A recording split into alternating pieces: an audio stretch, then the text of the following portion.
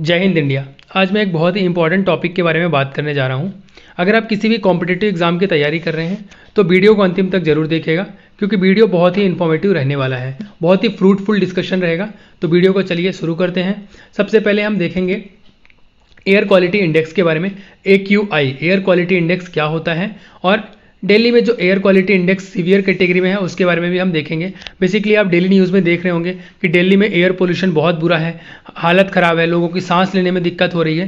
तो ये जो सीवियर कैटेगरी में है ये क्यों है और इसकी कैटेगरीज कितनी होती है, बेसिकली सारा कुछ हम टॉप टू बॉटम डिस्कस करेंगे। तो वीडियो में अंतिम तक जरूर देखिएगा, क्योंकि बहुत ही सारी चीज़ें आपको सीखने के लिए नई मिलेंगी। सबसे पहले हम देख लेते हैं एयर क्वालिटी इंडेक्स है क्या। तो एयर क्वालिटी इंडेक्स बेसिकली ये गवर्नमेंट की एक एजेंसी है जो कम्युनिकेट करती है आम जनता को या पब्लिक को, बताती है कि अभी के जो करंट एयर है वो कितना पोल्यूटेड है, या फ्यूचर में आने वाला फोरकास्ट करके बताते हैं कितना पोल्यूशन बढ़ सकता है। ये सब चीज़ें पोल्यूशन को मतलब मेजरमेंट करने के लिए या आम जनता को बताने के लिए, इसको कंट्रोल करने के लिए ये एयर क्वालिटी इंडेक्स बनाया गया। Air quality index basically public health risk से रिलेटेड चीज़ों में इन्फॉर्म करता है। जितना ज़्यादा एयर क्वालिटी इंडेक्स खराब होगा, पब्लिक हेल्थ उतना ही ज़्यादा रिस्क में रहेगा, उतना ही ज़्यादा तबीयत खराब होने के चांसेस रहेंगे ना। हर कंट्री के अपने अपने डिफरेंट एयर क्वालिटी इंडेक्सेस तो हैं। अपना इंडिया का भी अपना एयर क्वालिटी इंडेक्सेस है। आपको आगे बताऊंगा नेशनल एयर क्वालिटी इंडेक्स क्या होता है। अभी हम देखेंगे United nation environment protection agency होती है, जिसके कारण एयर क्वालिटी इंडेक्स के बारे में हम बात करेंगे। इसका एयर क्वालिटी इंडेक्स के अगर हम देखें तो अगर 0 to 50 है तो गुड है, 51 to 100 है तो मॉडरेट है, 101 to 150 है तो अनहेल्दी है, 101 to 200 है तो अनहेल्दी है, 201 से 300 है तो वेरी अनहेल्दी है, 301 से 500 है तो हैजार्डियस है। ये किस चीज़ की बात हो रही है? ये बेसिकली पोल्यूटिंग एजेंट्स की बात हो रही है। लाइक आप देख रहे होंगे स्क्रीन में, ओजोन हो गया, कार्बन मोनोऑक्साइड हो गया, सल्फर डाइऑक्साइड हो गया, नाइट्रोजन डाइऑक्साइड हो गया, और पार्टिकुलेट मैटर हो गया। PM मतलब पार्टिकुलेट मैटर्स। तो इनको कैलकुलेट करके ही ये परसेंटेज या इंडेक्स बनाया जाता है। ठीक है, आगे बढ़ने से पहले आपके लिए एक इंपॉर्टेंट क्वेश्चन है, what is the name of most polluted city of the India. India की ऐसी कौन सी सिटी है जो सबसे ज़्यादा पोल्यूटेड है? वीडियो पॉज करके आप आंसर दीजिए कमेंट बॉक्स में, इसका आंसर आपको लास्ट में मिल जाएगा। ठीक है, इसी के कंटेक्स्ट में अगर हम आगे देखें तो सबसे इंपॉर्टेंट चीज़ यहाँ पे ये है, वर्ल्ड हेल्थ ऑर्गेनाइजेशन ने भी एयर क्वालिटी इंडेक्स के लिए गाइडलाइन दिया है। तो जो एयर क्वालिटी इंडेक्स की गाइडलाइन दिया है 2021 में, उसके बारे में हम बात करते हैं। ये है क्या बेसिकली? तो इसके पहले भी 2005 में भी एयर क्वालिटी इंडेक्स की गाइडलाइन दी हुई है WHO के थ्रू, वर्ल्ड हेल्थ ऑर्गेनाइजेशन के थ्रू, और अभी 2021 में दी हुई है। दोनों का अगर हम तुलनात्मक अध्ययन करेंगे, अगल बगल रख के स्टडी करेंगे, बेसिकली की कंपेयर करेंगे, तो ज़्यादा बेहतर समझ में आएगा। हम PM के बारे में देखेंगे, पार्टिकुलेट मैटर के बारे में। जैसे पार्टिकुलेट मैटर हो गया, ओजोन हो गया, नाइट्रोजन डाइऑक्साइड हो गया, सल्फर डाइऑक्साइड हो गया। पार्टिकुलेट मैटर बेसिकली क्या आपके दिमाग में चल रहा होगा वो मैं आगे आपको बताऊंगा, आगे के स्लाइड्स में आपको पता चल जाएगा पार्टिकुलेट मैटर होता क्या है। फिलहाल अभी हम देख लेते हैं पार्टिकुलेट मैटर 2.5 जो लिखा हुआ है वो क्या होता है। पार्टिकुलेट मैटर 2.5 जो है, अगर वो 24 घंटे की बात करें 2005 के हिसाब से। अच्छा, एक चीज़ और मैं आपको क्लियर कर देना चाहता हूँ, इसका यूनिट है माइक्रोग्राम पर क्यूबिक मीटर। ठीक है, तो हर बार मैं माइक्रोग्राम पर क्यूबिक मीटर नहीं बोलूँगा, आप समझ जाइएगा।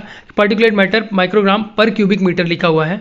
तो जो PM 2.5 है, 24 घंटे में अगर 2005 के एयर क्वालिटी का जो गाइडलाइन था उसके हिसाब से 10 होना चाहिए, बट 2021 में उसको कम कर दिया गया, 5 कर दिया गया है। और PM 10 है, उसको 2005 में 25 था, उसको और कम करके 10 कर दिया गया है। और ओजोन की अगर बात करें तो ओजोन 8 होनी चाहिए, 8 आवर्स में 100 होनी चाहिए, जिसको 100 ही रखा गया है, उसको कम ज़्यादा नहीं किया गया है। और नाइट्रोजन डाइऑक्साइड को अगर देखा जाए तो 24 घंटे के अंदर नाइट्रोजन डाइऑक्साइड की बात की जा रही है, इसमें नील है, और इसमें 25 की बात की जा रही है। सल्फर डाइऑक्साइड की बात करें 24 घंटे के अंदर इसमें 20 था, इसको बढ़ा करके 40 कर दिया गया है। और कार्बन मोनोऑक्साइड की बात किया तो इसमें 2005 में नील था और 2021 में इसको 4 कर दिया गया है।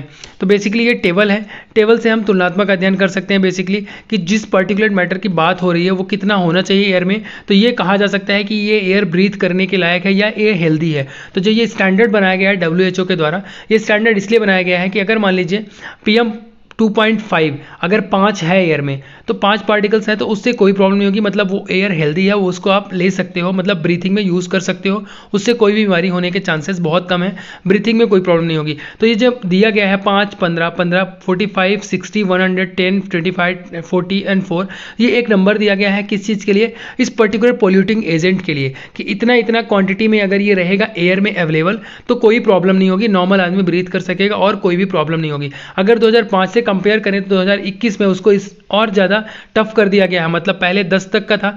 और बेसिकली जो डाटा प्रोवाइड किया जाता है ये साइंटिफिक होता है। अब आप सोच सकते हैं WHO के द्वारा डाटा दिया गया है तो वो कितना प्रॉपर दिया गया होगा, तो टोटली साइंटिफिकली प्रूव्ड होता है, इसमें कुछ भी ऐसा नहीं होता कि अपने मर्जी से लिख दिया गया हो। तो इसमें बताया जो जा रहा है, बेसिकली कंपैरिजन किया जाता है, तो पोल्यूशन को देखते हुए उसके पार्टिकल्स को और रिड्यूस करके बात की जा रही है। जैसे ओजोन का अगर देखा जाए तो ओजोन का 8 आवर्स में 100 का है, तो 2021 में भी इसको 100 रखा गया है। और जिन चीज़ों की जरूरत नहीं, जैसे मान लीजिए कार्बन मोनोऑक्साइड की बात करें तो कार्बन मोनोऑक्साइड की बात करें 2005 में इसको कहीं नहीं रखा गया था, नील था, लेकिन 2021 में इसकी रिक्वायरमेंट समझ में आई तो इसके 4 पार्टिकल्स रखे गए हैं। तो ये समय समय पर चेंज होता रहता है, बट आपको प्रेजेंट का सिनेरियो क्या है ये पता होना चाहिए, जिससे एग्जाम में क्वेश्चन आने के चांसेस रहते हैं। तो WHO ने एयर क्वालिटी गाइडलाइन 2021 में जो लॉन्च किया है उसके हिसाब से आपको डाटा पता चल गया होगा। फिर भी अगर आपको कोई डाउट है आप कमेंट बॉक्स में मुझसे पूछ सकते हैं। इसी के साथ हम आगे बढ़ते हैं। नेशनल एयर क्वालिटी इंडेक्स क्या है उसके बारे में देखते हैं। नेशनल एयर क्वालिटी इंडेक्स क्या होता है, ये 2014 में लॉन्च किया गया था, ठीक है ना। ये किस चीज़ के लिए, इन्फॉर्मेशन प्रोवाइड कराने के लिए आम जनता को, जनरल पीपल को ये सब चीज़ें पता रहें, उस चीज़ के लिए नेशनल एयर क्वालिटी इंडेक्स बनाया गया था। इसका काम होता है एयर क्वालिटी इंडेक्स को मेजर करना और आम जनता तक इन्फॉर्मेशन ट्रूथफुली पहुंचाना। इसके 8 पोल्यूटेंट्स हैं जिसके थ्रू ये काउंट किया जाता है। तो वो 8 पोल्यूटेंट कौन से हैं?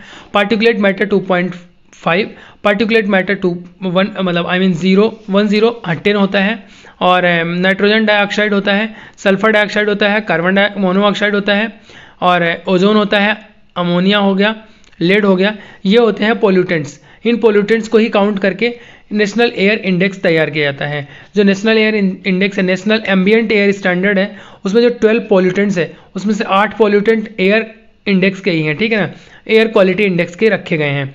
और जो ये बनाया गया था नेशनल एयर क्वालिटी इंडेक्स, ये स्वच्छ भारत के साथ बनाया गया था, स्वच्छ भारत से मोटिवेट हुआ था, उसके बाद इनिशिएट करके ये बनाया गया था।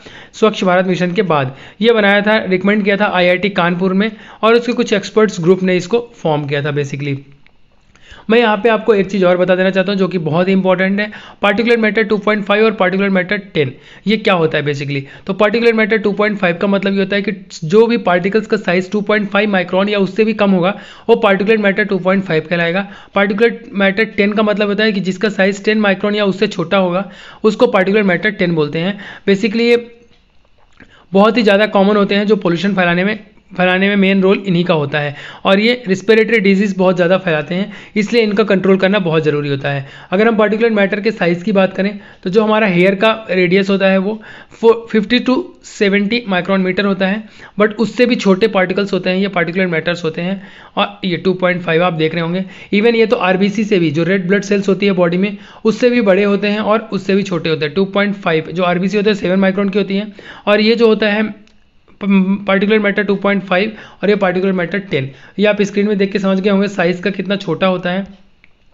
नाउ CPCB की जो एयर क्वालिटी स्टैंडर्ड है, सेंट्रल पोल्यूशन कंट्रोल बोर्ड है, उसका एयर क्वालिटी स्टैंडर्ड रखा गया है बेसिकली कि कितने से कितने में इंडेक्स रहेगा तो किस कैटेगरी में रखा जाएगा। जैसे आपने अभी देखा स्टार्टिंग में दिल्ली का क्या है, सीवियर कैटेगरी में रखा गया है। इसका मतलब दिल्ली की जो एयर क्वालिटी स्टैंडर्ड है वो इंडेक्स में 400 से 500 के बीच में है, इसलिए इसको सीवियर कैटेगरी में रखा गया है। ना बाकी के कौन कौन से हैं, अगर 0 से 50 है तो गुड कैटेगरी में रखा जाता है, 51 से 100 है तो सेटिस्फैक्ट्री में रखा जाता है, 101 से 200 है तो मॉडरेट में रखा जाता है, 101 से 300 है तो पुअर में रखा जाता है, 301 से 400 तक है तो वेरी पुअर में रखा जाता है, और 401 से 500 में है तो सीवियर में रखा जाता है। तो दिल्ली का भी कंडीशन 401 से 500 वाले स्लॉट में आता है, मतलब बहुत ही सीवियर कंडीशन है दिल्ली की। तो आपको ये पता होना चाहिए बेसिकली किस लेवल में रहेगा तो कौन सी कैटेगरी में रखा जाएगा ना। यहाँ पे मैं आपको ये बता दूं कि जो पार्टिकुलर मैटर 10 है, पार्टिकुलर मैटर 2.5 है, या जो भी पोल्यूटेंट्स हैं इनके बारे में मैं बात करूँगा। तो अगर गुड है तो इनकी क्वांटिटी होगी 0 से 50, सेटिस्फैक्ट्री है तो पार्टिकुलर मैटर का होगा 51 to 100,